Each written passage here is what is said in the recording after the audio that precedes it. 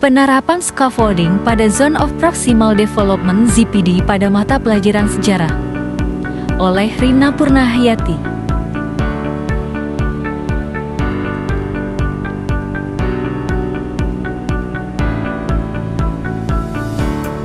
Zone of Proximal Development atau ZPD merupakan istilah yang dikembangkan oleh Vygotsky untuk serangkaian tugas yang sulit dikerjakan oleh anak dan membutuhkan bantuan dari orang lain yang lebih kompeten.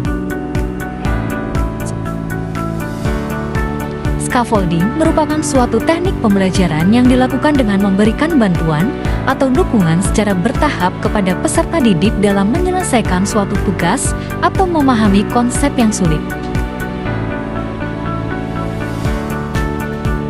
Nah, jadi pendekatan scaffolding ini merupakan suatu pendekatan yang mendorong guru untuk menerapkan suatu pembelajaran yang membimbing peserta didik sesuai dengan perkembangannya hingga mampu menyelesaikan permasalahannya secara mandiri. Setiap peserta didik memiliki tingkat yang berbeda-beda dalam memahami suatu permasalahan dan materi pembelajaran. Perkembangan proksimal peserta didik akan berjalan dengan baik jika terjadi interaksi yang bagus antara orang dewasa, guru, dan orang yang berkompeten. Guru memberikan kesempatan pada peserta didik untuk berlatih. Hal ini dapat dilakukan dengan memberikan penugasan, baik individu maupun kelompok.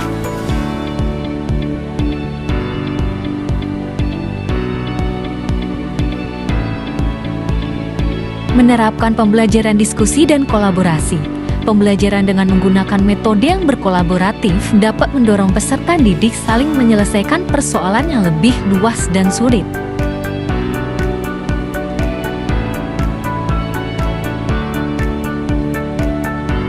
Guru sebagai pamong memberikan arahan dan panduan yang jelas kepada peserta didik. Jika ada peserta didik yang membutuhkan bantuan yang lebih dalam memahami, maka guru akan mendampinginya.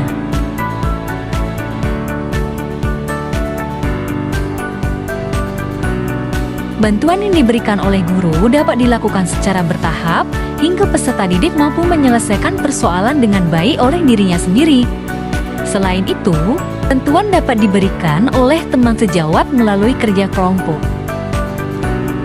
Selanjutnya, guru memberikan umpan balik yang konstruktif dalam hal tugas atau masalah yang sedang dikerjakan oleh peserta didik. Umpan balik ini berfungsi sebagai perbaikan kesalahan oleh peserta didik untuk mengembangkan kemampuannya. Masuk pada strategi pelaksanaan scaffolding pada ZPD. Yang pertama, ada tahap persiapan, selanjutnya ada tahap pelaksanaan, dan terakhir ada tahap evaluasi dan refleksi.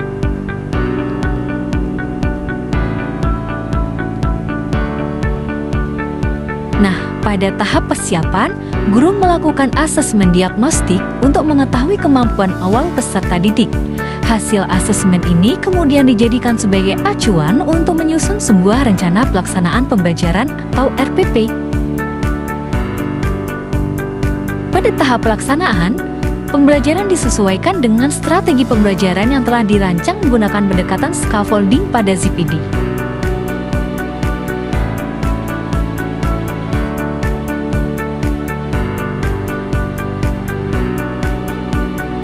Terakhir, pada tahap evaluasi dan refleksi, dilakukan setelah pelaksanaan pembelajaran selesai. Tujuannya adalah untuk mengukur seberapa jauh perkembangan pemahaman peserta didik.